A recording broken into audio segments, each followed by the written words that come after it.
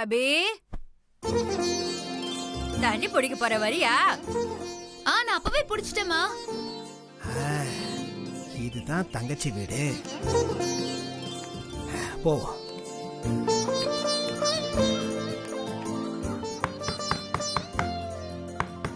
யாரு? இந்த வர.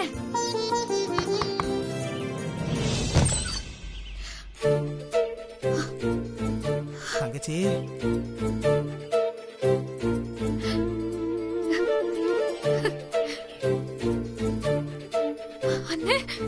தங்கச்சி, என்ன தங்கச்சி, நீ டெல்லியில இருக்கன்னு சொல்லிட்டு இங்க வந்திருக்க? ஏமா இப்படி பண்ண? அண்ணே, நீங்க உள்ள வாங்கண்ணே, நான் எல்லாமே தெளிவா சொல்றேன், வாங்க. சரிம்மா.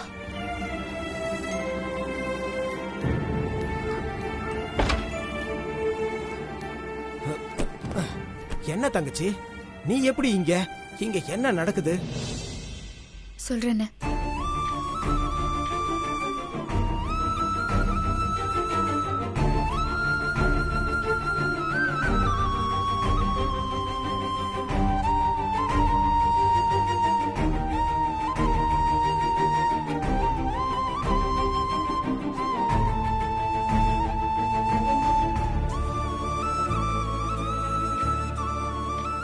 நீ என்னம்மா சொல்ற? மாப்பிள்ள உயிரோட இருக்கிறது அக்காவுக்கு தெரிஞ்சா எவ்வளவு சந்தோஷப்படும் தெரியுமா? மாப்பிள்ள உயிரோட இருக்கிற விஷயத்த நீ ஏன் தங்கச்சி என்கிட்ட சொல்லவே இல்ல? இல்லண்ணே, சஞ்சீவுக்கு நம்ம யாருன்னே தெரியல. அப்படி இருக்கிறப்போ அத்தை கிட்ட சஞ்சீவ் உயிரோட இருக்கிற விஷயத்த சொன்னா அவங்க உடனே பார்க்கணும்னு சொல்லுவாங்க. அப்படி பார்த்தா சஞ்சீவுக்கு தன்னை அடையாளம் தெரியலன்னு மனசு ரொம்ப கஷ்டப்படுவாங்க. அதான் சஞ்சீவ் பழையபடி நம்ம சஞ்சீவா ஆனதுக்கு அப்புறம் அவனை ஊருக்கு கூட்டிட்டு வந்து அத்தை முன்னாடி நிறுத்தலாம்னு நினைச்சேன்.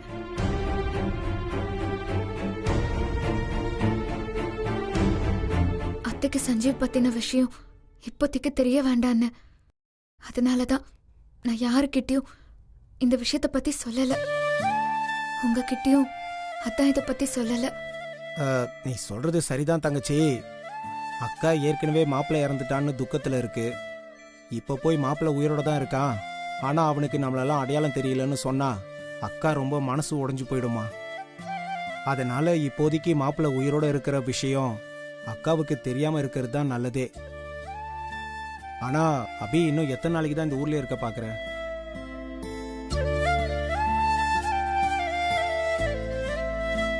அண்ணே, சஞ்சீவ் இப்பதான் என்ன கொஞ்சம் கொஞ்சமா புரிஞ்சுக்கிட்டு அவனையும் அறியாம அவன்கிட்ட என்ன சேர்த்துக்கிறான்.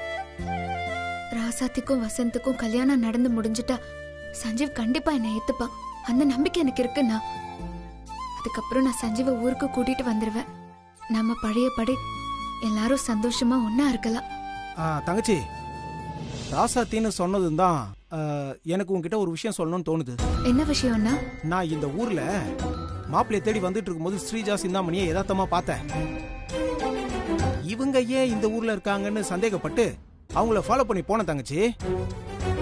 அப்பதான் முத்தழகுன்னு ஒரு பொண்ண 2 பேரும் தனியா கூப்பிட்டு பேசினதை நான் பார்த்தேன்.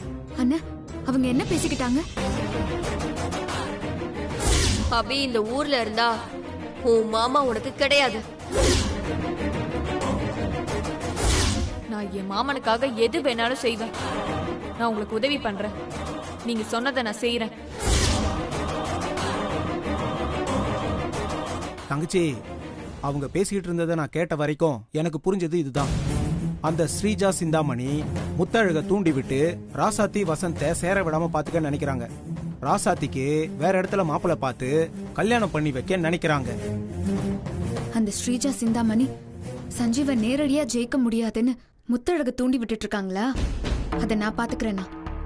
சரி, இவ்வளவு தூரம் வந்திருக்கீங்க, சாப்பாடு எடுத்துட்டு வரேன், சாப்பிடுறீங்களா? தங்கச்சி, சாப்பிடுறதெல்லாம் அப்புறம் பாத்துக்கலாம். என் மாப்பிளைய பாக்கணும்னு ஆசையா இருக்குமா?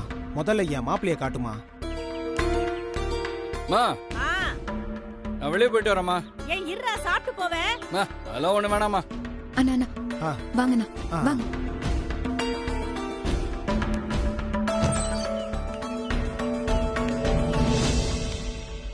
வாங்க வாங்க.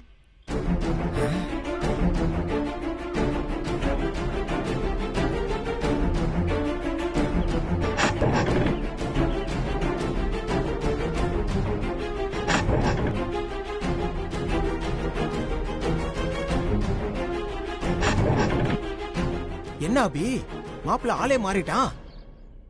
மாப்பிள்ள அப்படியே பாக்குறதுக்கு கிராமத்து பையன் மாதிரியே இருக்கான். கிராமத்து பையன் மாதிரி இல்லனா சஞ்சீவ் தன்னை ஒரு கிராமத்து பையனாவே நினைச்சிட்டு இருக்கான்.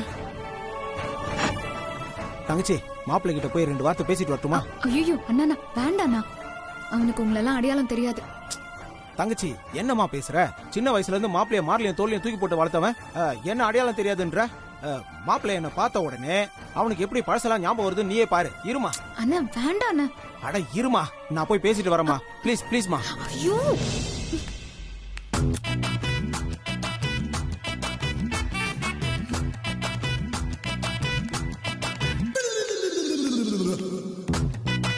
இல்ல எதுக்கு இப்ப கிரிவலம் சுத்திட்டு இருக்க? மாப்பிள்ள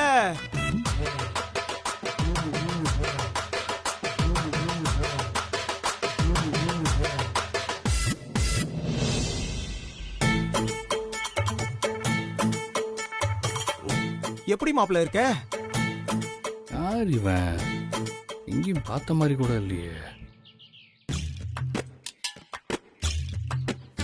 மாப்பிள்ள, இந்த கெட்டப்ல நீ செம்மையா இருக்க மாப்பிள்ள.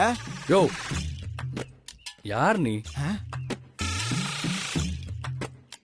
என்ன மாப்பிள்ள இப்படி கேட்டுட்ட? என்ன உனக்கு அடையாளம் தெரியல? மாப்பிள்ள, நான் தான் மாப்பிள்ள, உன் மாமா காளி. காளியாவது கீழியாவது போல, அப்படி யாரும் எனக்கு தெரியாது. ஐயோ என்ன மாப்பிள்ள, இந்த தாய் மாமனே தெரியாதுன்னு சொல்ற? சஞ்சீவ், இவரை யாருன்னு உனக்கு தெரியலையா? இவர்தான் உன்னோட மாமா, ஊர்ல இருந்து வந்திருக்காரு. இவர் காளி. இது உன் கூட்டாளியா? நீ பத்தாதுன்னு ஊர்ல இருந்து வர இறக்குமதி பண்றியாக்கும். அப்படி இல்ல சஞ்சீவ், நான் சொல்றது உண்மை, என்ன நம்பு. இவர் உன்னோட மாமா, உன் அம்மா கூட பிறந்தவரு. என் அம்மா கூட யார் பிறந்தான்னு எனக்கு தெரியும். நீ ஒன்னும் சொல்லி எனக்கு தெரிய வேண்டியதில்லை. 2 ரூல்ஸும் தள்ளுங்க. எனக்கு சோழி கிடக்கு, நான் போகணும். சஞ்சீவ் ஆமா,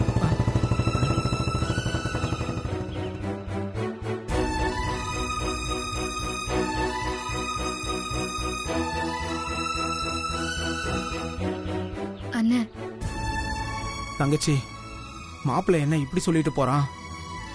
என்ன தெரியாதுன்னு சொல்லிட்டு போனது என் மனசுக்கு ஒரு மாதிரியா இருக்குமா.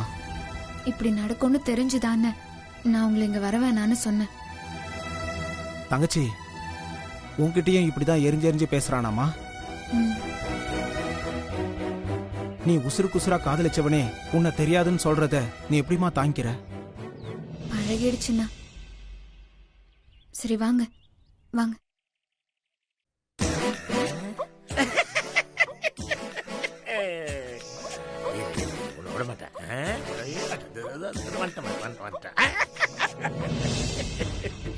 வாங்க, கூச்சப்படாம வாங்க. இவர்தான் பொண்ணோட அப்பா, என் மாமா. வணக்கங்க. வணக்கங்க. முத்தழகு, யார் இவங்க? இவங்கதான் மாமா நம்ம ராசாத்திய பொண்ணு பார்க்க வந்திருக்காங்க. இருங்க, நான் என் அத்தைய கூப்பிட்டு வரேன். நீங்க உட்காருங்க. அம்மா உட்காருங்க. அத்தை. என்ன முத்தழகு, யார் இவங்க? அத்தை, நம்ம ராசாத்திய பொண்ணு பார்க்க மாப்பிள்ளை வீட்டு ஆளுங்க வந்திருக்காங்க.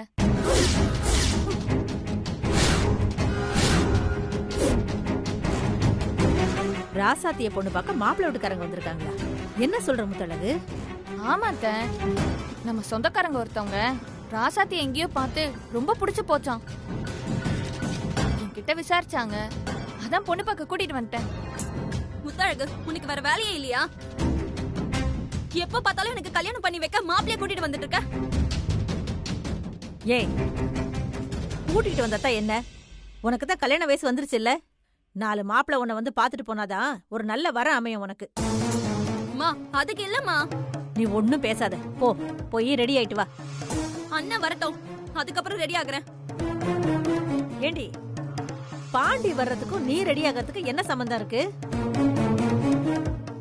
பாண்டி வரும்போது வரட்டும், அவங்கிட்ட நான் பேசிக்கிறேன். போ போய் ரெடி ஆகு. போன்னு சொல்றேன்ல. அப்படி சொல்லுங்க அத்தை. போ ராசாத்தி, போய் ரெடி ஆகு. போமா. இந்த முத்தழகு எனக்கு ஏன் தான் இப்படி பண்றாளோ? எனக்கு கல்யாணம் ஆனா என்ன ஆகலன்னா அவளுக்கு என்ன? அண்ணன் வேற வீட்ல இல்ல.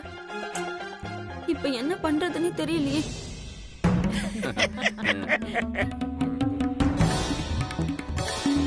வாடே பாண்டி, இதான் என் பையன். வணக்கம் தம்பி. வணக்கங்க. வணக்கம்.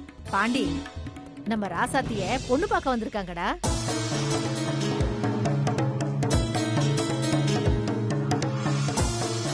முத்தழகு தான் மாப்பிள்ளை விட்டு ஆளுங்களை கூட்டிட்டு வந்தா.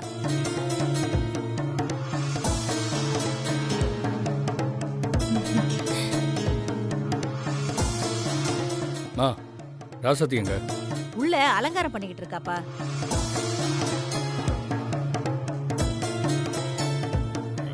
இப்போ வந்துருவான். இருங்க.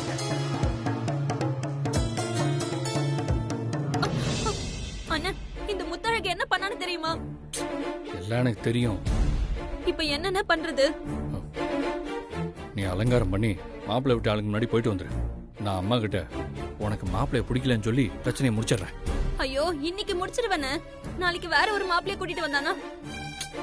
அவ நீ யாரையும் கூட்டு வர மாட்டா. நான் பாத்துக்கிறேன். என்னென்ன பண்ண போற? முத்தழகு கிட்ட உனக்கும் வசந்துக்கும் கல்யாணம் ஆன விஷயத்த சொல்லிடலாம்.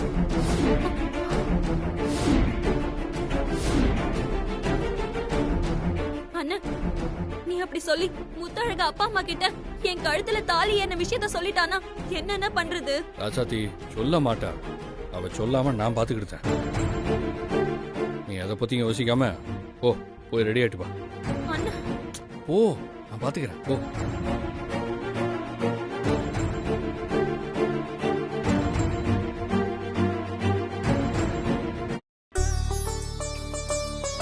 பொண்ணு வர போறா, நல்லா பாத்துக்கோ. என்ன சரிங்க. ஏய், இப்பவே சரியா பாத்துக்கோ, அப்புறம் பாக்கலன்னு சொல்லாத. குடுமா எடுத்துக்கங்க. தம்பி எடுத்துக்கங்க. குடிங்க.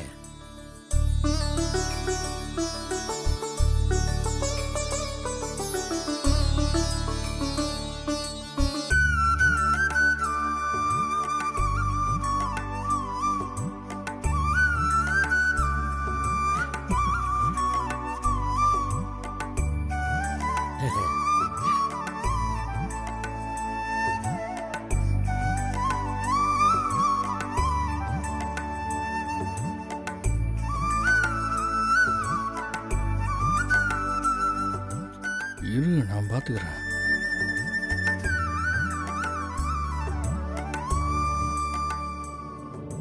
என்ன மாப்பிள்ள, உங்களுக்கு பொண்ணை பிடிச்சிருக்கா? முத்தழகு என்ன முத்தழகு? உடனே மாப்பிள்ளை கிட்ட கேட்டா என்ன பதில் சொல்லுவாரு? மாப்பிள்ள, நீங்க வீட்டுக்கு போய் நல்லா யோசிச்சு ஒரு வாரம் கூட டைம் எடுத்துக்கோங்க. அப்புறமா உங்க முடிவை சொன்னா போதும். பொண்ணு எங்கேயும் போயிட மாட்டா, இங்கேயே தான் இருப்பா. சரிங்களா? சரி, அப்ப நான் கிளம்புறோம். சரி, வராங்க. வாங்க.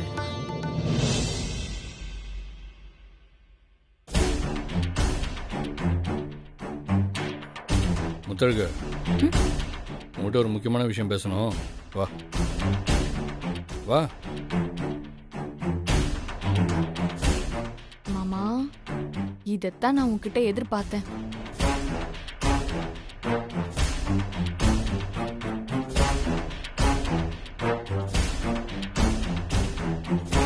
மாமா, எதுக்கு என்ன தனியா கூப்பிட்ட? முத்தழகு, இனிமே நீ ராசாத்திக்கு மாப்பிள்ளை பார்க்குற வேலையெல்லாம் பார்க்காத. ஏன் மாமா? ராசாத்திக்கு ஏற்கனவே கல்யாணம் ஆயிடுச்சு.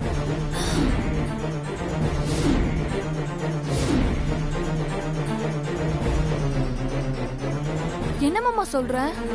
ஆமா முத்தழகு, அண்ணாச்சி பையன் வசந்தும் ராசாத்தியும் ஒருத்தர் காதலிச்சிருக்காங்க. சந்தர்ப்ப சூழ்நிலை வசந்த் ராசாத்தி கழுத்துல தாலி கட்டிட்டான். இந்த விஷயம் எனக்கு தெரிஞ்சு நான் அண்ணாச்சிக்கிட்ட போய் பேசினேன். அண்ணாச்சி, என் மாப்பிள்ளைக்கு நீ இன்னொரு கல்யாணம் பண்ணி வைக்க போற, முடியாத முடிக்க போற. முயற்சி பண்ணி பாரியா, தப்பே இல்லை. சவால் சவால்.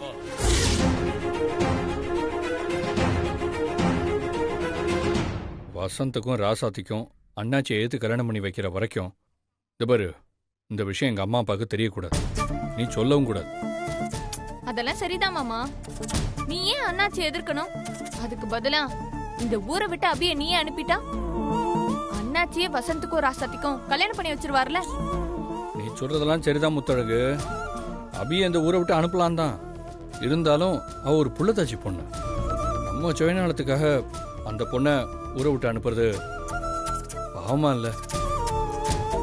நான் அவ புருஷன் இல்லைன்னு தெரிஞ்சுக்கிட்டு அவளே போட்டோம். நீ எப்ப மாமா இவ்ளோ நல்லவனான? என்னது? அதில்ல மாமா, நீ வர வர காந்தி மாதிரி பேச ஆரம்பிச்சிட்ட. அததான் சொன்னேன். சரி அதை விடு. அண்ணாச்சி எதிர்த்து ராசாத்தி வசந்த சேர்த்து வைக்கிறதுக்கு என்ன பிளான் பண்ணிருக்க? உன் திட்டம் என்ன? அந்த அண்ணாச்சி வசந்துக்கு கல்யாணம் பண்ணி வைக்க குறிச்சிருக்க அதே தேதியில வசந்த ராசாத்தி கழுத்துல தாலி கட்ட வைக்க போறேன். எப்படி மாமா? இப்போ வரைக்கும் எப்படின்னு தெரியல, ஆனா கண்டிப்பா பண்ணுவேன்.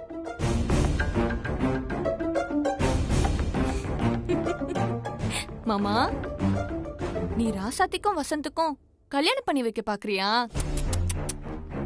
நடக்காது மாமா, அது நடக்கவே செய்யாது. நான் உன் கூட இருந்து நீ போடுற திட்டத்தை ஸ்ரீஜா சிந்தாமணி கிட்ட சொல்லி உன் திட்டத்தை நான் முறியடிப்பேன். அண்ணாச்சி நினைச்ச மாதிரி வசந்துக்கு இன்னொரு பொண்ணை கட்டி வைப்பேன்.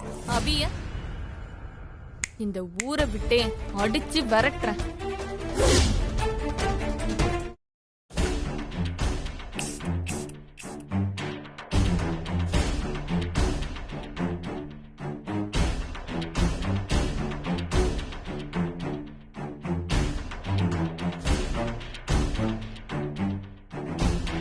என்ன வடிவு, ஏன் ஒரு மாதிரி இருக்க? ஏய், உன் பிள்ளைக்கு நாளைக்கு நிச்சயதார்த்தம். சிரிச்சு சந்தோஷமா இரு. ஏங்க, நான் ஒன்னு சொன்னா தப்பா எடுத்துக்க மாட்டீங்களே? என்ன?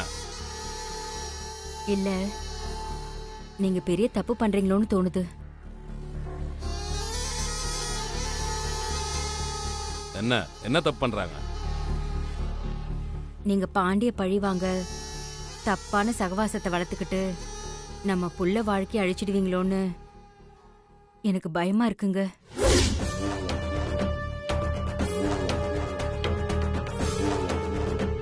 தெரிஞ்சோ தெரியாமலோ நம்ம புள்ள ராசாத்தி கழுத்துல தாலியை கட்டிட்டான். அவ கூட வாழவும் தயாரா இருக்கான். அப்படி இருக்கிற நம்ம புள்ளைக்கு இன்னொரு பொண்ணு கூட நிச்சயம் பண்ண நினைக்கிறது எந்த விதத்துலங்க நியாயம்?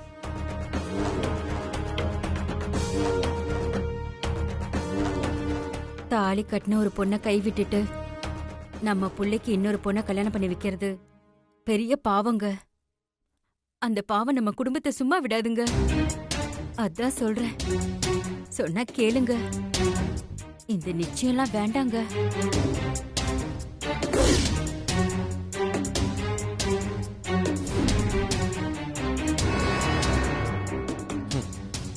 வடிவு, நான் ஒன்னும் பாண்டிக்கிட்ட ராசாத்தி என் பிள்ளை கட்டி வைக்க மாட்டேன்னு சொல்லலையே. அபி இந்த ஊரை விட்டு போகட்டும், அதுக்கு பிறகு நம்ம வசந்துக்கும் ராசாத்திக்கும் கல்யாணம் பண்ணி வைக்கிறேன்னு சொன்னேன்.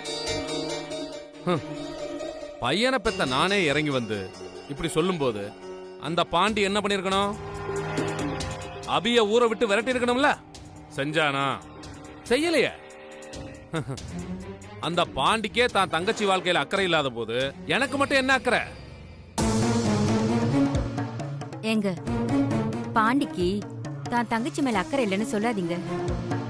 பாண்டிக்கு தான் தங்கச்சி மேல அக்கறை இருக்கிறதுனாலதான் பாண்டி அபி இந்த ஊரை விட்டு அனுப்பல.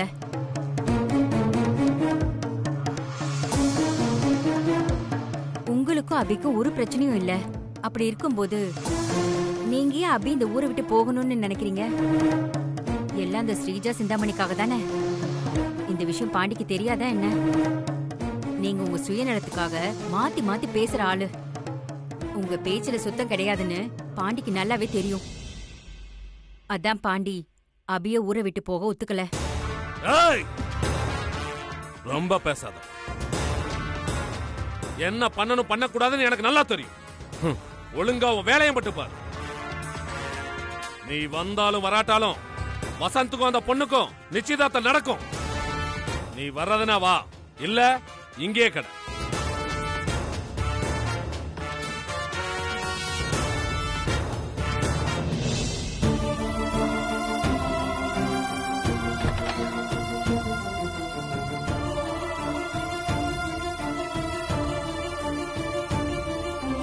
என்னடா என்ன சோகமா இருக்க? நாளைக்கு உனக்கு நிச்சயதார்த்தம்ல? எந்த பிரச்சனையும் பண்ணாம ஒழுங்காரு.